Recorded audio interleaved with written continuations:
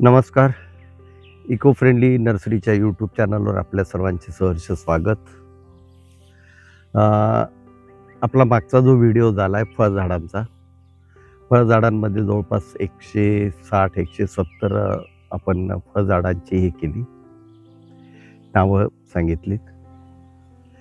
त्यातली झाडं लागवड करताना वातावरणानुसार आपल्याला लागवड करायची आहे. तसा आजचा विषय आपण घेतोय सुगंधी वनस्पती. आता सुगंधी वनस्पतीमध्ये काही व्हिडिओ आपण यांचे जे डिटेल व्हिडिओ केलेले आहेत, बाकीचेही अजून येतील. पण सुगंधी वनस्पतीमध्ये काय काय प्रकार आणि किती किती प्रकार आहेत ते आपल्याला ह्याच्या पाहता येईल. आपल्या सर्वांना ज्ञात असलेलं म्हणजे चंदन. चंदन हे हे वृक्ष ह्याच्या प्रजातीमधलं येतं आणि हे परजीवी आहे. दुसरं आहे सिट्रोनिला. हा एक गवती चहासारखा प्रकार आहे, मॅस्क्युटो रिप्लंट, आणि याच्यामध्ये जे काही सिट्रॉल म्हणून जे घटक आहे ते फार्मामध्ये आणि पेस्टिसाईडमध्ये वापरलं जातं. हे गवतवर्गीय आहे, याची शेती केली जाते आणि यापासून तेल निघतं. याचाही आपण व्हिडिओ केलेला आहे. त्यानंतर येतं दवना. दवण्यामध्येही 2 प्रकार आहे, एक दवना साधा दवना आणि एक डोंगरी दवना. हे 2 प्रकार आहेत. हे दोन्ही साधारण गवतवर्गीयच आहेत. नंतर काळा धूप, ब्लॅक डामर, त्याचा आपला व्हिडिओ आलेलाच आहे. ही साधारण कोस्टल एरियामध्ये याची चांगली वाढ होते. थोडंसं उष्ण दमट वातावरणामध्ये याची चांगली वाढ होते आणि यापासून जो डिंक निघतो त्याला परदेशामध्ये मागणी चांगली आहे, पण ही अतिशय दुर्मिळ होत चाललेली प्रजाती आहे. त्यानंतर राळधूप, याला हिंदीमध्ये साल म्हटलं जातं. ओरिसा, छत्तीसगड, MP ह्या भागात काही यांची जंगलं आहेत, पण दुर्दैवाने आता ते कसं अति झाल्यामुळे तेही दुर्लक्षित झालेले आहेत. याचा जो धूप आहे, हा धूप आपण धूप प्रज्वलित करतो, त्यात हा वापरला जातो. ही पण वृक्ष प्रजाती आहे. धूप हलमट्टी नावाचा एक आहे, एलियंथस मालबरिका, हाही धुपातला एक प्रकार आहे. याची काही भागात आता जरा शेती वगैरेची काही लोक शेती म्हणून शेती करतायत. हाही वृक्ष प्रजातीमध्ये येतो. नंतर ऊद, याचाही आपला एक व्हिडिओ येऊन गेलेला आहे, वटेरिया इंडिका.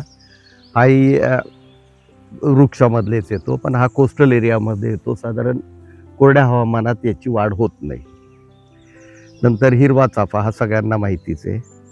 कापराचं झाड, कापराचे आपण व्हिडिओ टाकलेलेच आहे. हा मोठा वृक्ष होतो, याच्यापासून ऑइल निघतं. तेच ऑइल आपण बेन्सिनी कापूर म्हणून त्याचा वापर करतोय. त्यानंतर येतो केवडा. केवडा हा साधारण एक दलदलीच्या प्रदेशात चांगला वाढतो आणि केवड्याचं जे कणीस किंवा फूल येतं ना, त्याला हा सुगंध प्राप्त होतो. केवड्याची सुद्धा शेती आपण जर कधी अशी थोडीशी पडीक जमीन वगैरे सारखी जर कधी असली तर आपण त्याच्यामध्ये हे करू शकतो लागवड. एक कृष्णागुरू हे नाव नक्षत्रामधलं आहे. अगर अगर म्हणून जे आहे, ज्याची आता बऱ्यापैकी लागवड झालेली आहे, किंवा संस्कृतमध्ये अगरू म्हणून जे आहे, हे सुद्धा अतिशय महत्त्वाचं झाड आहे आणि हे याचं तेल निघतं, पण त्याला एक प्रोसेस आहे. ती प्रोसेसही आपण दिलेली आहे, एका व्हिडिओमध्येही केलेलं आहे. तर याची लागवड करताना जरा विचारपूर्वक करावी. ज्याला त्याच्यामध्ये 100% खात्री आहे की त्याला जो फंगस मिळू शकेल त्यांनी त्याची लागवड करायची. हाही वृक्ष प्रजातीमध्ये येतो. लॅव्हेंडरमध्ये 2 प्रकार आहे. एक साधारण श्रबसारखं आहे, हर्बसारखं आहे, त्यापासूनही ऑइल निघतं, आणि दुसरं बुरसेरा सिमारुबा म्हणून आहे. ती वृक्ष प्रजाती आहे, पण ती ऑर्नामेंटल म्हणून त्याचा उपयोग जास्त होतोय. आहे सुगंधीच वनस्पती, त्याला लॅव्हेंडरचा वास येतो. नंतर एक आहे लेमन बाम. यापासून ऑइल एक्स्ट्रॅक्ट केलं जाते. याची शेती करू शकतो आपण आणि याच्या तेलालाही मागणी चांगली आहे. हाही साधारण हर्बसारखाच प्रकार आहे.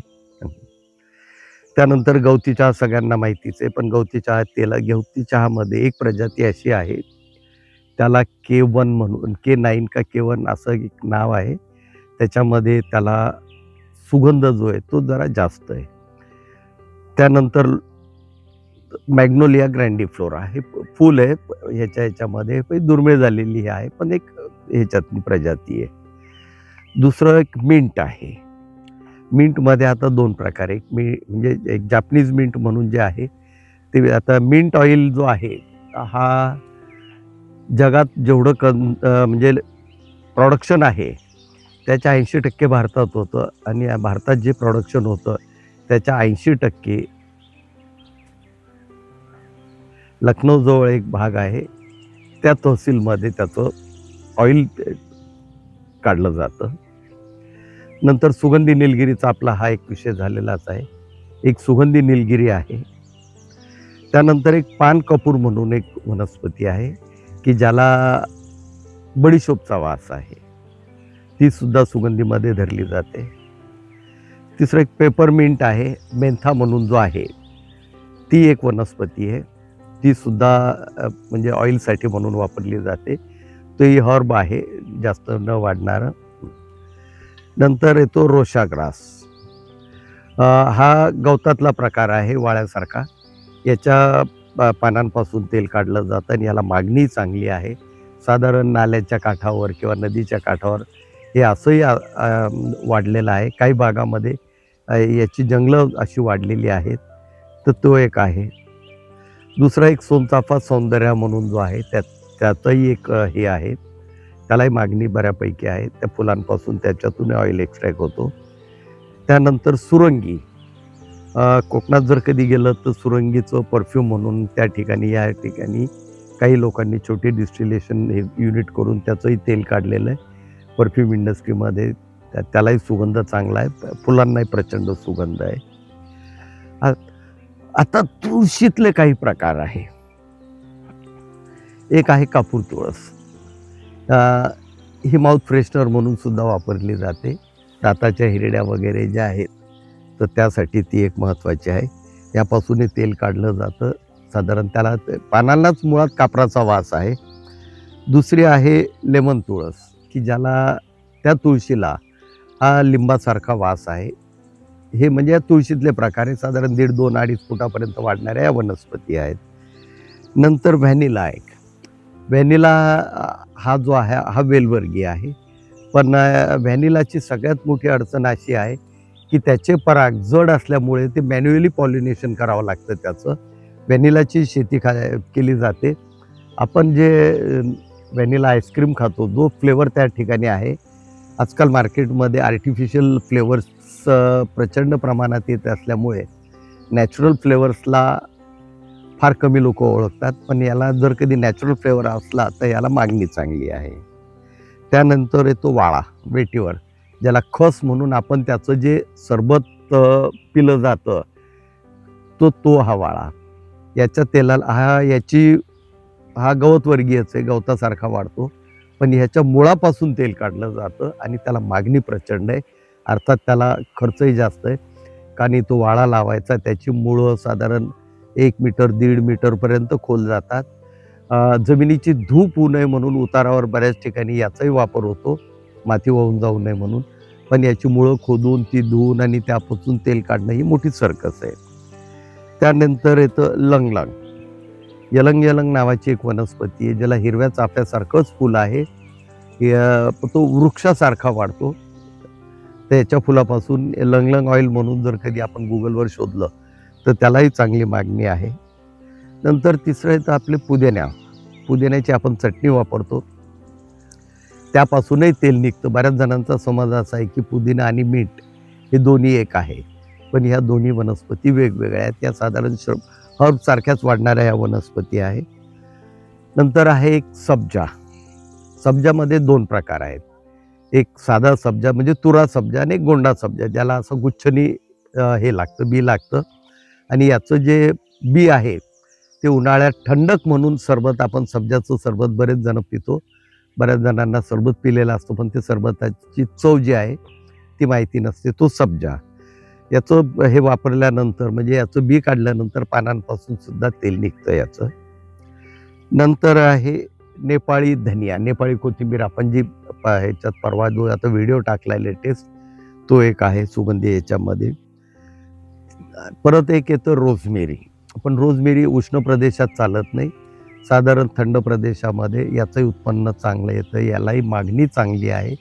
हे कटिंगपासून तयार होतं. त्यामुळे आपण त्याचं एक तोही सुगंधीमध्ये धरला जातो. पुढचा आयटम आहे कढीपत्ता. कढीपत्त्याचा आपण सर्वच कढीपत्ता म्हणजे आपल्या आहारात वापरला जातो. पण कढीपत्त्यापासूनही तेल काढलं जातं आणि नॉर्मली बऱ्याच हॉटेल्समध्ये फ्लेवर जो आहे त्याला तो टिंच यावा किंवा तो फ्लेवर यावा म्हणून या तेलाचा वापर केला जातो. त्याच्यानंतर आहे लवंग तुळस. लवंग तुळस एक तुळशीतलाच एक प्रकार आहे, पण तिच्या पानांना लवंगचा वास आहे. त्यानंतर ओरॅगनो एक हे आहे, वनस्पती आहे, जी आता थाई वगैरेच्या ह्याच्यामध्ये वापरली जाते. त्यापासूनही तेल निघतं. पुढचा आयटम आहे जिरॅनियम. जिरॅनियम नाशिक भागामध्ये याची लागवड झालेली आहे. जिरॅनियमवर आपण एक पुढचा व्हिडिओ देतोय, की ज्यांना इसेन्शियल ऑइलमध्ये हे करतायत त्यात यांना यातल्या बऱ्याचशा वनस्पतीचा जर कधी आपण डिस्टिलेशन युनिट लावलं तर डिस्टिलेशनमध्ये यातल्या बऱ्याचशा वनस्पती आपण लागवड करू शकतो आणि त्यापासून आपण तेल काढू शकतो. जिरॅनियम झाल्यानंतर एक पेंडानस, ज्याला बासमती किंवा बासमती म्हणून गवतातला एक प्रकार आहे. केवड्यासारखा वाढणारा, केवड्याला काटे असतात, त्याला काटे नसतात. काही ठिकाणी त्याचं नाव आंबेमोहर आहे, काही ठिकाणी त्याला अन्नपूर्णाही संबोधलं जातं. याचं बँगलोर परिसरामध्ये म्हणजे कर्नाटकात काही ठिकाणी लागवड झाली आहे आणि याचं ते तिथे तेल काढतात. आणि आपला दिल्ली राईस जो आहे तो दिल्ली राईसचा जो भात शिजला की त्यामध्ये साधारण एक थोडं काही थेंब टाकले की त्याला बासमतीचा वास येतो. पण हे जरी येत असलं तरी ह्या ज्या या वनस्पतीपासून जी तेलं काढली जातात ती हानिकारक नाही आहे. ही नॅचरल सोर्समध्ये आपण यातली बरीचशी एक सिट्रोनिला वगैरे 1-2-3 ह्या वनस्पती जर कधी सोडल्यात, सिट्रोनिला, रोशा वगैरे ह्या जर कधी सोडल्या तर आपण त्या आहारात वापरू शकतो. ह्या झाल्या सुगंधी वनस्पती. आता सगळ्या सुगंधी वनस्पती आपल्याला प्रत्यक्ष आपल्या नर्सरीमध्ये फिरून दाखवता येणं शक्य नाही, कारण तो व्हिडिओ मग काही तासांचा होईल आणि त्यामुळे पुन्हा आणखीन जमल होईल. म्हणून त्याची आपण थोडक्यात एक लिस्ट आहे. हा व्हिडिओ तुम्ही सेव्ह करून ठेवू शकता, डाउनलोड करून ठेवू शकता, जेणेकरून ज्याला याची लागवड करायची आहे त्याला मग त्याच्या रिलेटेड ते व्हिडिओ ते पाहून त्याचा तो अभ्यास करून त्याच्या वातावरणाला पोषक आहे की नाही हे ठरवून तो त्याचं ते लागवड किंवा त्यापासून त्याचं आर्थिक उत्पन्न किंवा त्या क्षेत्रामध्ये त्याचा अभ्यास करून तो त्याच्यावर म्हणजे काम करू शकतो. तर हा झाला आज सुगंधी वनस्पतीवरचा व्हिडिओ. आवडल्या असल्यास सबस्क्राईब करा, शेअर करा, लाईक करा, फेसबुकला फॉलो करा आणि मित्रमंडळीमध्ये द्या. हे माझ्याजवळ जे काही अल्पज्ञान आहे, मी आता वयोमानानुसार हे प्रत्येकाला आता हे देणं शक्य नाही, म्हणून हे सगळे व्हिडिओ आपण आपल्या चॅनलला टाकतोय. याच्यामध्ये अजूनही काही नवीन जसजशा डेव्हलपमेंट येत राहणार आहेत. जसं आधी लेमन ग्रासमध्ये आता ही जवळपास 3री स्टेज आहे की ते अपग्रेड होत चाललेलं आहे.